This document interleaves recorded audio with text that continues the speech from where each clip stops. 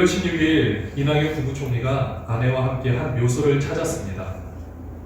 270여일 된 어린아이가 폭력 때문에 장기가 끊어진 사건 아십니까? 사회적 공분을 받은 사건, 바로 고 정인양 사건입니다. 너무 끔찍해서 사람들이 말로 표현할 수 없다고 합니다. 사건의 발단은 그래요. 입양을 한 부모가 그 아이에게 굉장히 끔찍한 짓을 저지른 거죠. 폭력을 저지른 겁니다. 어느 정도 폭력이었냐면 그 아이가 사실은 그 고통 가운데 말로 표현할 수 없는 그 어려움 가운데도 또 맞을까봐 두려워서 그렇게 떨었다라고 합니다. 여러분, 이 사건을 통해서 수많은 사람들이 지금 난리가 났습니다. 처벌을 해야 된다. 좀 더 이거는 살인이다. 이렇게 이야기들을 하고 있어요. 이런 우리의 모든 상황들을 봤을 때 사실은 그 이면에 가려져 있는 지금 우리나라에 학대를 당하는 아이들이 그렇게 많다고 합니다. 예전에는요, 하나님의 사랑에 대해서 좋은 샘플이 뭐가 있었냐면 부모의 사랑이었어요. 여러분들 부모의 사랑 받아보지 않으셨습니까? 그 부모의 사랑이 바로 하나님의 사랑입니다. 아버지의 사랑입니다. 예전에 이 말이 먹혔는데 지금은요, 과연 이 말이 우리 다음 세대들에게 먹힐까? 이런 생각이 들어요. 우리나라의 이혼율이 벌써 거의 50%에 육박하고 있는데 한 가정이 깨어지면서 또 그 자녀가 그 어려운 상황에 처해 있을 때 정말 그들에게 있어서 부모의 역할이 무엇인가? 부모가 그들을 위해서 사랑을 해준다는 그 개념이 무엇일까? 우리는 알고 있지만 과연 그들은 어떻게 이해를 할까? 이런 생각이 들었습니다. 결국은 이러한 일들이 일어나는 이유가 무엇일까요?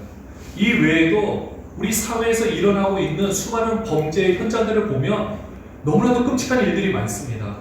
그런 일들이 일어나는 것을 보면 결국은 사람의 죄성 때문인 거예요. 우리 인간의 죄성이 뭐냐라고 이야기를 하지만요, 여러분 우리 모습을 한번 보십시오. 저도 저의 모습을 보면은 섬찟할 때가 있습니다.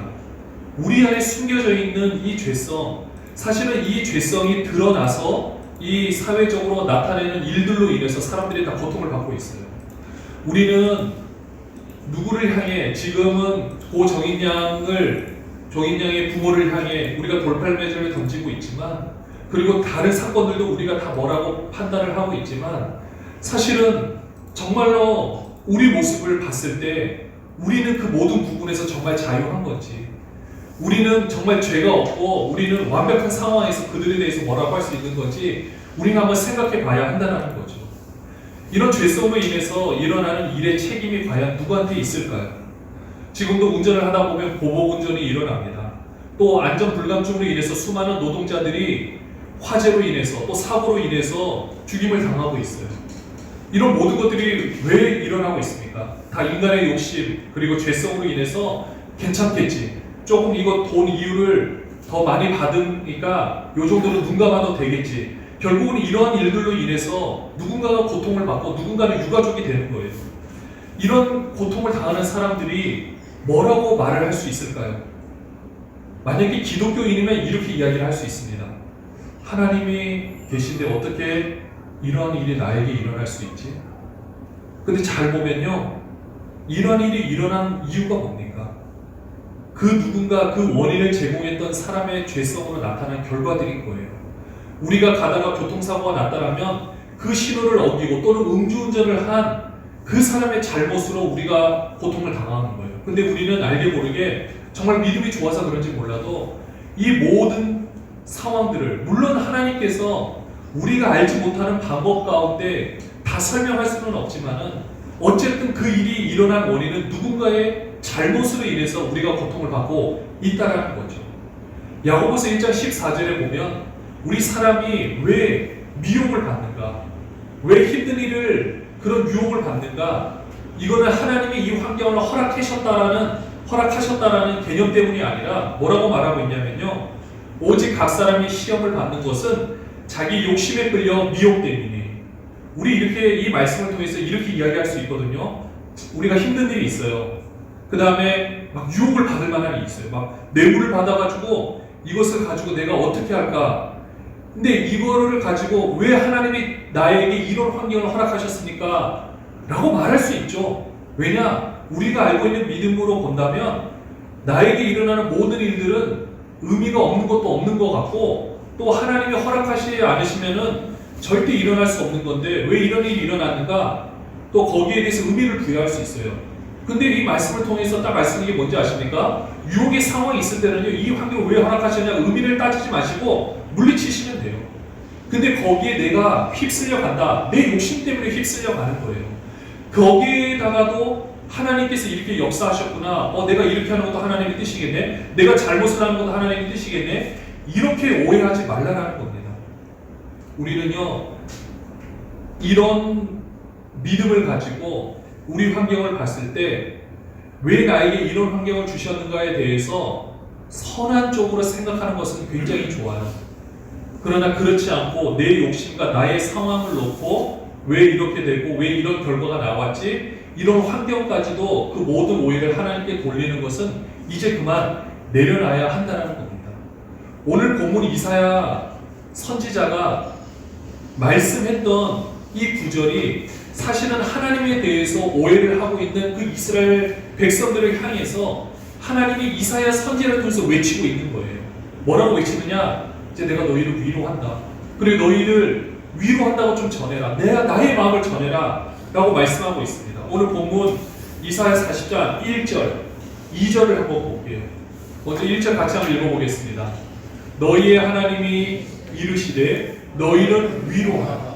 내 백성을 위로하라. 2절 너희는 예루살렘의 마음에 닿도록 말하며 마음에 닿도록 이래요. 한번 생각해 보세요.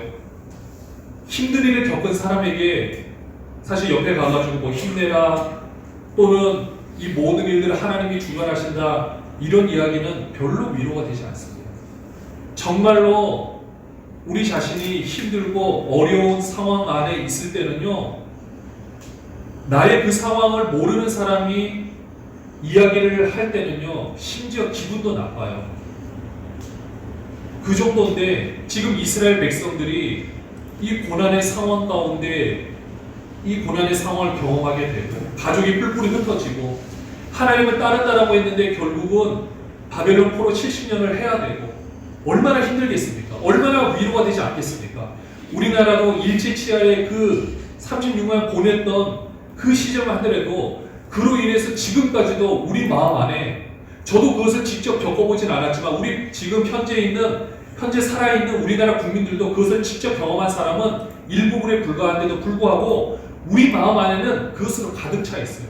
근데 70년 동안 그 포로 생활을 했다? 그러면 그 마음 안에 한이 얼마나 가득 차 있겠습니까? 그러니까 그런 마음 가운데 아무리 위로한다고 해도 사실 이 마음이 잘 전해지지 않을 거예요. 그래서 2절에 보면 너희 예루살렘의 마음에 닿도록 말하며 그것에게 외치라. 뭐라고 표현합니까? 그 노역의 때가 끝났고 그 죄악이 사함을 받았느니라. 그의 모든 죄로 말미암아 여호와의 손에서 벌을 회나 받았느니라 할지니라 하시니라. 쉽게 표현하면 값을 다 치렀다. 이제 다 끝났다. 그러니 이제는 너희가 위로함을 받고 새롭게 되라. 라고 말씀해 주고 있는 겁니다. 우리가 이 말씀을 딱 보면은 우리의 상황들을 봤을 때 앞에 제가 말씀드렸던 상황들을 연관시켜 보면 우리는 하나님에 대해서 굉장히 오해를 하는 경향이 많이 있습니다. 일단 우리의 환경, 상황을 놓고 알게 모르게 물론 적극적으로라면은 내가 하나님이 왜 이런 환경을 주셨는가 원망할 수 있어요. 적극적으로는 표현할 수 있겠지만 소극적인 것은 소극적으로 하나님에 대해서 오해를 하는 건 무엇이냐면요, 감사하지 않는 거예요. 그러니까 이 상황에 대해서 그냥 있는 것 자체가 어떻게 보면 사실 하나님에 대해서 오해를 하고 있는 모습일 수도 있습니다. 엄밀히 따지면 이 세상을 움직여 가시는 하나님의 이 넓고 깊은 뜻 우리 다 이해하지 못하잖아요. 근데 참 우리는 거기에 대해서 말을 많이 하는 것 같더라고요. 이 바벨론 포로 70년을 허락하시는 그 아버지의 심정, 그 타는 듯한 마음을 정말 과연 누가 알까? 근데 우리는 모르면서 오해를 하고 있는 겁니다. 예레미야 29장 10절에 보면 여호와께서 이와 같이 말씀하시니라. 바벨론에서 70년이 차면 내가 너희를 돌보고 나의 선한 말을 너희에게 성취하여 너희를 이곳으로 돌아오게 하리라. 이게 하나님께서 눈물의 선지자 예레미야를 통하여 하셨던 말씀이에요. 70년은 이제 어쩔 수 없이 시작될 것이다. 그런데 그것이 끝나게 되면 너희를 이곳으로 돌아오게 할 것이다. 이게 하나님의 계획인 겁니다. 그럼 하나님이 바벨론 포로 70년에 대해서 이것을 허락하실 때 어떤 마음으로 하셨겠습니까? 이걸 우리가 부모의 입장이 되보시면 돼요. 여러분, 부모의 입장이 됐을 때 자녀가 말을 잘 안 들을 때가 있어요. 그렇다고 해서 어느 정도 훈육하고 이야기를 할 수는 있겠지만, 여러분, 그렇다고 해서 이 엄동설안에 아무도 입히지 않아서 밖에 뭐 내보내겠습니까? 완전히 쫓아내가지고 어디 멀리다 두겠습니까? 아니면 교통사고를 일부러 내고 막 밀어뜨리고 떨어뜨리고 해서 상처를 입히겠습니까? 그거는 물어볼 수 없는 질문인 거잖아요. 아무리 교육을 시킨다 할지라도 그렇게 할 수는 없어요. 근데요, 그 대상이 만약에 몸에 질병을 가지고 있다. 그럼 어떻게 되는지 아십니까? 그건 그냥 고소될 문제가 아니에요. 수술을 해야 돼요. 그럼 수술을 할 때 그 자녀의 입장에서 이렇게 이야기할 수 있습니다. 왜 엄마 아빠는 나를 이거는 버린 거 아니냐고. 나를 왜 그 수술실에 그 차갑고 그 힘든 곳에 왜 나를 떠밀어 버리냐고. 이렇게 이야기를 할 수 있지만 그것을 할 수밖에 없는 그 부모의 심정은 어떻겠습니까? 이스라엘 백성들의 모습이 그랬어요. 수많은 선제를 통해서 말씀하셨습니다. 돌아오라고. 근데 그들이 듣지 않았어요. 나중에는요, 그 병이 너무나도 커져서 이제는 돌이킬 수 없게 됐어요. 그냥 두면은 말 그대로 그냥 죽는 거예요. 그래서 그 부분을 수술을 해서라도 변화시키고자 하는 하나님 아버지의 뜻이 있기에 바벨론이라는 그 거대한 용광로에 집어넣어서 그 커다란 수술대에 넣어서 하나님이 직접 집도를 하셔서 그것을 만들어 가시고 있는 것입니다. 근데 그 상황에 대해서 이스라엘 백성들은 70년 동안 포로 생활을 하면서 어떤 감정이었겠습니까? 막 분노 안에 쌓였겠죠. 이 안에 막 쌓이고 막 이게 넘쳐 흘렀을 것입니다. 우리 몸에 총알이 몸에 박히면 어떻게 해야 됩니까? 그걸 빼기 위해서는 엄청난 고통이 수반이 됩니다. 그렇다고 그대로 둘 것입니까? 아니면 빼내야 할까요? 또 빼기 위해서는요, 총알이 안에 박혀 있으면 겉의 상처는 굉장히 조그매요. 근데 그것을 빼려면요, 그 맨살을 그 상처난 부위를 비집고 집게를 넣어서 빼야 됩니다. 얼마나 아프겠습니까? 빼는 것도 고통이 심한데 그것을 비집고 들어간다 생각해 보십시오. 출혈도 심합니다.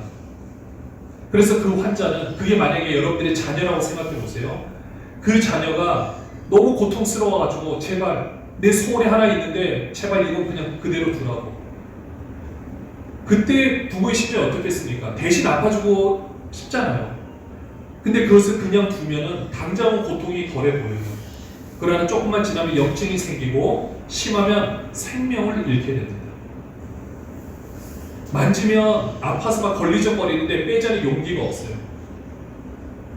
이 부분을 하나님께서는 빼신다는 거예요. 근데 우리는 이 부분도 하나님에 대해서 오해를 할 수가 있습니다. 하나님께서 이스라엘 백성을 향하여 그 사랑이, 지금은 오늘 이사야 40장 말씀 자체가 잘 보시면요, 1차적으로는 그 이스라엘 백성들을 향하는 말씀이지만 2차적으로는 예수 그리스도가 이 땅에 오심으로 말미암아 회복될 모든 이스라엘 백성, 지금의 우리들에 대해서 이야기를 하고 있는 겁니다. 우리의 모든 징벌의 기간이 다 끝났대요. 예수 그리스도의 오심으로 말미암아 이 모든 것이 다 끝이 났다는 이야기를 우리에게 해주고 있는 겁니다. 그러니 지금 우리에게도 어떤 일이 발생이 되느냐? 지금 우리 안에는요, 하나님에 대한 오해, 이 총알 같은 이 오해의 찌꺼기가 사실은 우리 안에 어딘가에 깊숙이 박혀 있을 수가 있어요. 이제까지는 아파서 건드리지 못했어요. 그 누구도 건드리지 못하게 해요. 우리 안에 내면의 모습 가운데 그 누구도 건드리지 않았으면 하는 부분들이 다 있잖아요. 내가 이것만큼은 누군가에게 절대 오픈하지 않는 것. 내 삶을 막 내가 오픈하는 것 같지만 어느 정도까지는 오픈을 해요. 근데 정말 그 마음의 깊숙한 부분은 그 누구에게도 잘 오픈을 하려고 하지 않는 사람들이 있습니다. 저도 그런 케이스 같아요. 근데 이 오픈되지 않는 부분들은요, 제가 임의로 꺼낼 수 있습니까? 절대 못 꺼냅니다. 그래, 하나님께서 우리를 위로를 해주실 때 어떻게 하시느냐? 이 오해의 부분을 빼내시려고 하는 거예요.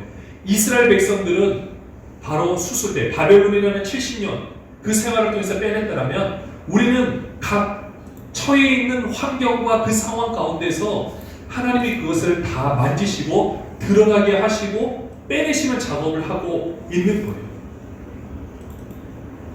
우리가 이 작업에 순종하고, 물론 고통스럽습니다. 이게 말이 순종이지 얼마나 힘듭니까?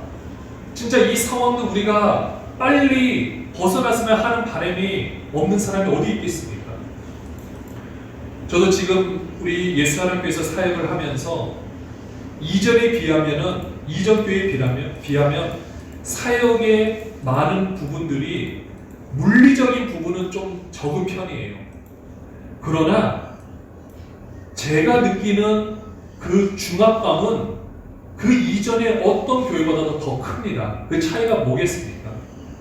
일이 많아서 부담감이 있는 게 아니에요. 정말로 제가 예전에 일이 많음에도 불구하고 그때의 상황과는 완전히 다릅니다. 왜냐하면 지금과는 무엇인가를 끌어가야 되고, 또 여러분 눈에 보여지는 것이 좀 있어야 된다라는 그런 중압감 때문에 마음이 많이 힘들 때가 있다라는 거죠. 우리도 그런 질문을 하잖아요. 우리가 대표기도 하실 때마다 우리 그런 기도 많이 하시잖아요. 정말 이 상황이 좀 빨리 끝났으면 좋겠는데 이 상황은 도대체 언제 끝날 것인가?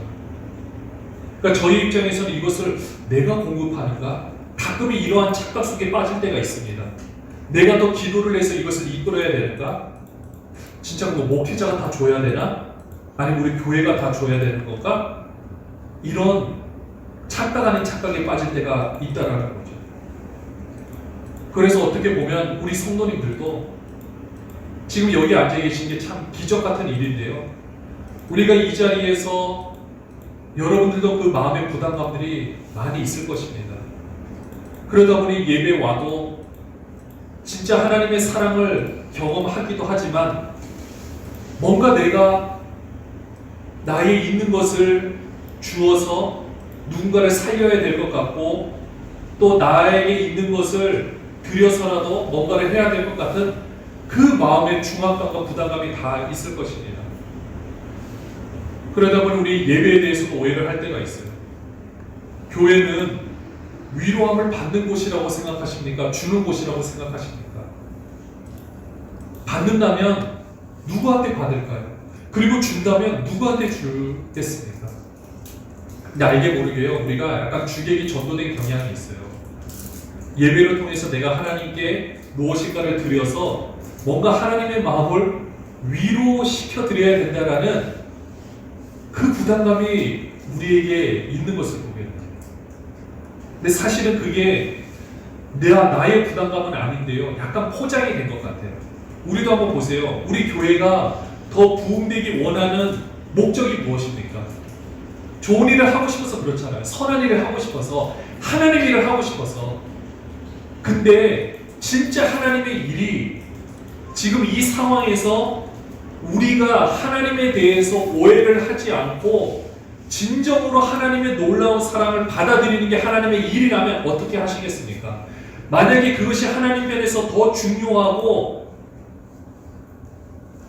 그것이 더 급한 일이라면 우리는 어떻게 해야 되겠습니까?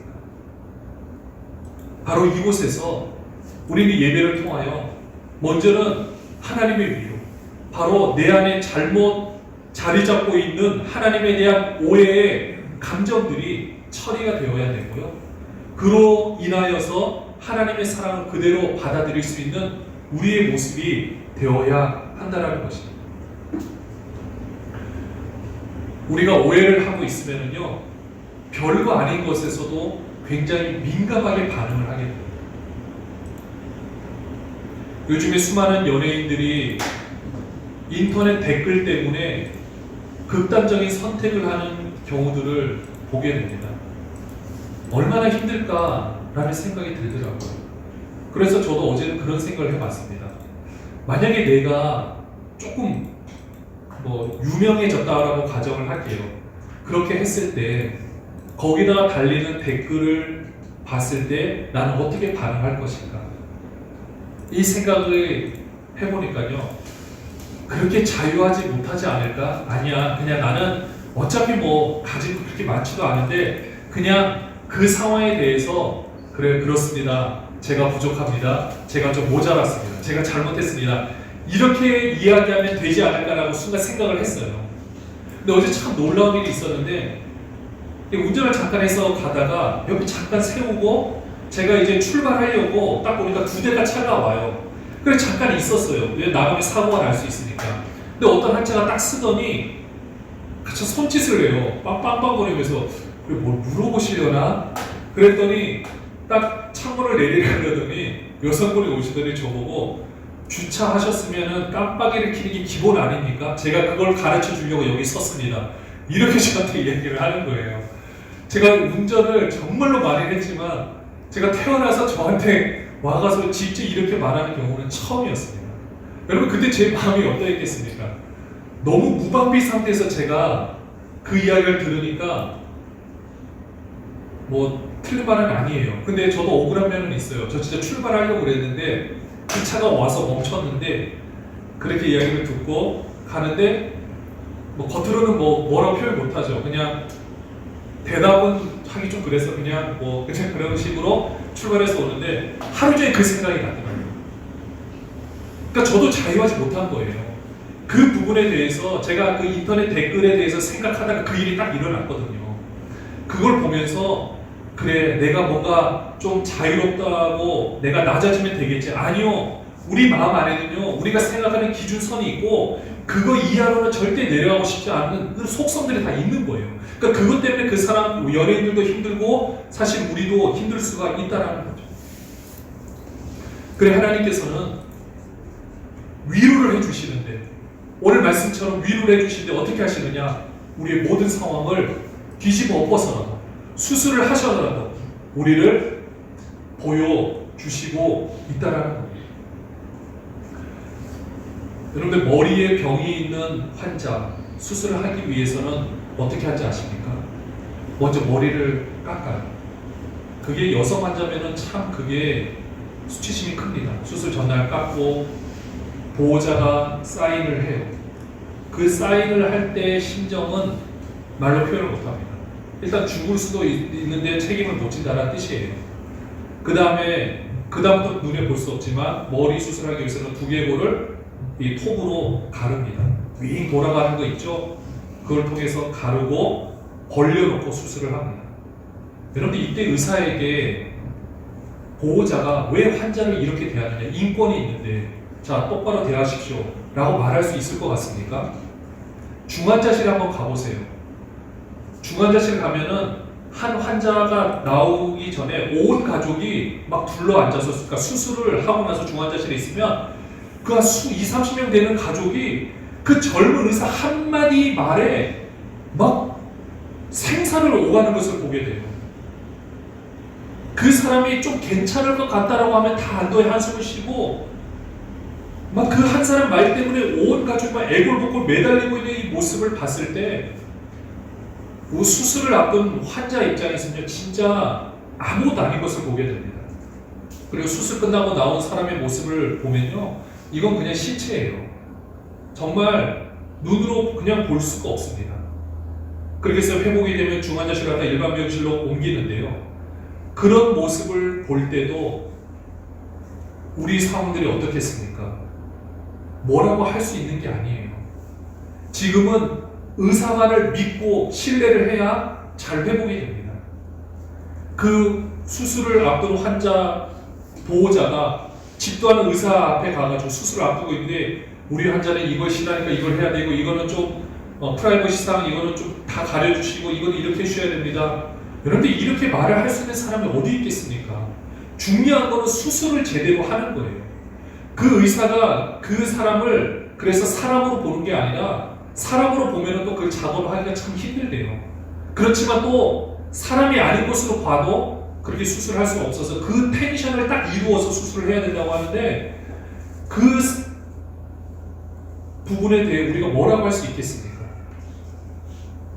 하나님께서는 이렇게 이스라엘 백성들을 만지시고 지금 우리들을 만지시고 계세요. 그럼 왜 하나님이 이스라엘 백성들을 이렇게 위로하시는가? 내 백성이니까. 내 사랑하는 아들이고 내 사랑하는 자녀이기 때문에 바벨론 포로로 끌려가도 내 백성이기 때문에 이들을 살리고자 하는 거예요. 이건 부모가 자녀를 학대하는 것이 아닙니다. 우리 그렇게 오해할 수 있어요. 이사야 전체 메시지, 예레미야 선지자 메시지, 그 다음에 이스라엘이 망한 상황들을 봤을 때 성경만 딱 봐서는 우리가 이런 심정으로 보지 않으면 와, 하나님이 이거는 그냥 심판, 멋대로 그냥 다 뒤집어 엎으셨다가 회복시키신다? 아니요, 절대 그렇게 이야기 못합니다. 우리가 우리 자녀에게 그렇게 하지 않듯이, 물론 요즘에 그런 것 때문에 많은 오해를 사고 있지만 그렇게 할 수가 없는 거예요.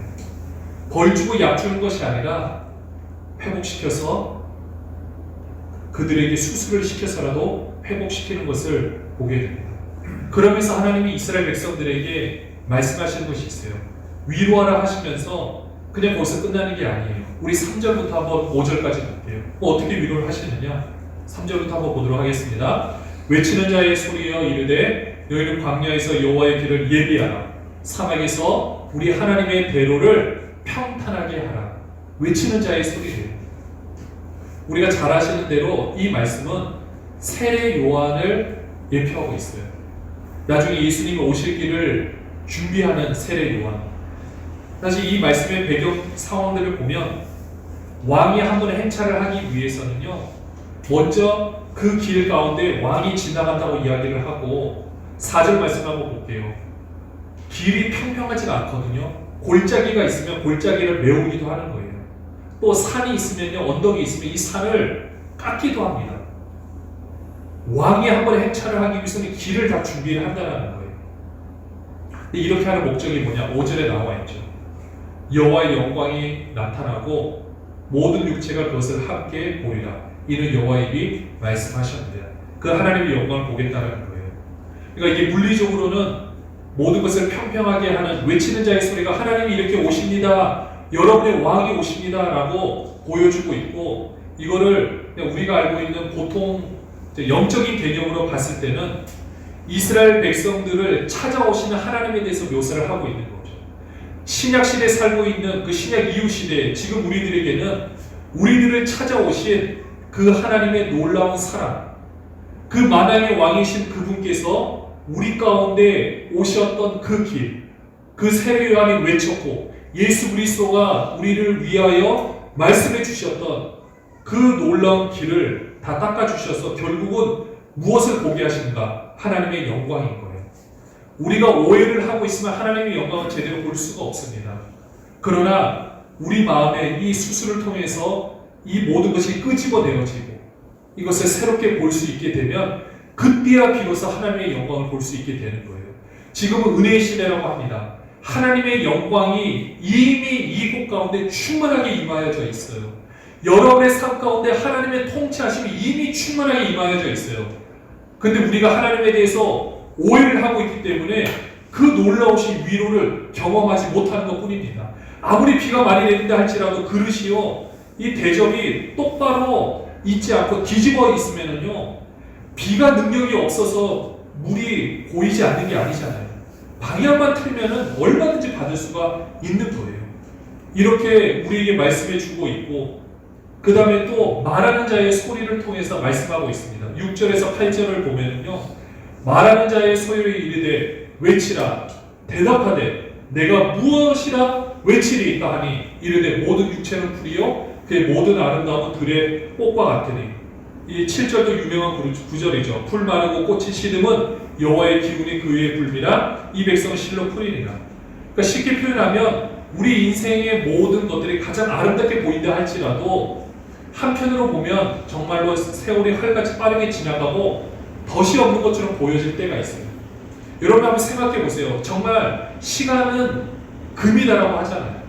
그렇게 귀했던 시간들 2020년만 돌이켜 봤을 때 여러분들의 기억 속에, 여러분들의 추억 속에 내가 붙잡고 있는 그 시간이 얼마나 되십니까? 365일 중에 내가 정말 의미를 부여해서 나한테 소중하다고 여기는 시간, 또는 이제까지 여러분 삶 가운데 살아왔던 그 모든 인생을 봤을 때 내가 붙잡고 있는 시간이 얼마나 됩니까? 근데 그런 시간들은 다 흘러간대요. 근데 8절에 보니까 푸른 마르고 꽃은 시드나 우리 하나님의 말씀은 영원히 서리라 하라. 이거는요, 우리 인생이 잘못됐고 버려야 된다는 뜻이 아니에요. 하나님의 말씀이 영원히 계시는데 그 말씀이 우리를 붙잡고 있다라는 거죠. 이 말씀이 우리를 붙잡고 있는데 우리는 그것을 경험하지 못한다면 얼마나 안타깝겠습니까? 왜 경험하지 못할까요? 오해를 하고 있기 때문에. 그래서 이제는 우리는 어떻게 해야 되느냐? 우리의 모든 부분을 다 힘든 부분, 어려운 부분 다 있어요. 그러나 그것을 느끼는 게 잘못된 게 아니죠. 근데 그 상황 가운데서 하나님께서 지금 어떻게 우리를 위로해 가시는가를 좀 볼 수 있는 눈이 있었으면 좋겠습니다. 사실 이미 다 갖고 계세요. 그래서 그 상황들을 정말 잘 이겨나가셨으면 합니다. 그리고 9절 말씀에 보면 아름다운 소식을 시온에 전하는 자라고 했어요. 그래서 높은 산에 올라가고, 그러니까 예전에 중요한 소식을 전하기 위해서 높은 곳에 올라갔던 것처럼 지금 그 한 사람이 선지자가 외치고 있는 거예요. 뭐라고 외치느냐? 두려워하지 말고 소리를 높여 유다의 성읍들에게 이르기를 너희의 하나님을 보라. 지금 하나님이 외치는 자의 소리를 통해서 골짜기가 메워지고 이걸 통해서 이미 왕이 행차하셨고 그 왕이 어떠신 분이냐? 우리 인생과도 비교할 수 없는, 우리에게 있어서는 우리 인생이 가장 크다면 그 인생보다도 더 귀한 말씀을 가지시고 지금 오신 그 하나님을 우리 보고 경험하라는 것입니다. 그럼 우리는 이제는 어떻게 할 수 있겠습니까? 우리가 먼저 우리 마음의 오해를 푸시고요. 그 다음에 위로를 경험을 하신 후에 이제는 이런 우리가 외치는 자가 되어지고 아름다운 소식을 전하는 자가 되어서 또 말하는 자의 소리가 되어서 이제는 하나님의 말씀을 전할 수 있어야 한다는 것입니다. 우리가 그러기 위해서 하나님을 제대로 경험하실 필요가 있어요. 그러니까 지금 힘든 일을 겪고 또 다 말로 표현할 수 없는 어려운 일이 있다 할지라도 그걸 통해서 하나님의 모습을 제대로 경험하는 시간이 되시기를 바랍니다. 우리가 제대로 경험해 본 적 없으면서 무엇을 말할 수 있겠습니까? 근데 지금은 하나님께서 이것을 경험한 사람, 내 마음을 품고 외칠 수 있는 사람을 지금 하나님이 찾고 계세요. 우리가 그런 사람이 되기를 소원합니다. 그래서 오해를 풀고 위로를 경험하라. 이건 먼저 우리에게 외치는 메시지가 됐으면 좋겠고요. 좀 더 나아가서 내가 하나님에 대해서 오해하고 있는 부분들이 수술로 말미암아 회복이 되신 다음에 이제 그 하나님의 위로를 경험하신 이후에는 내가 그것을 가지고 내가 경험한 하나님을 여러분들 보십시오. 내가 바라보고 있는 하나님을 보십시오. 그 하나님이 왕으로서 여러분들을 통치하고 계시고 말씀으로 여러분들을 다스리시고 그 하나님을 여러분들 제대로 보십시오. 여러분들이 오해의 손길을 가지고 오해의 시선으로 보지 마시고 이제는 나를 통하여 보십시오. 이 하나님을 보십시오. 하나님을 마음껏 경험하십시오. 이렇게 외칠 수 있는 우리들이 되시기를 소원합니다. 하나님께서 여러분의 상처를 지금 만지시고 계세요. 잘 회복하시고 위로를 잘 경험하셔서 이제는 여기서 멈추는 것이 아니라 그 위로의 메시지, 회복의 메시지를 많은 사람들에게 바르게 전해줄 수 있는 우리 모든 성도님들이 되시기를 주님의 이름으로 축원합니다.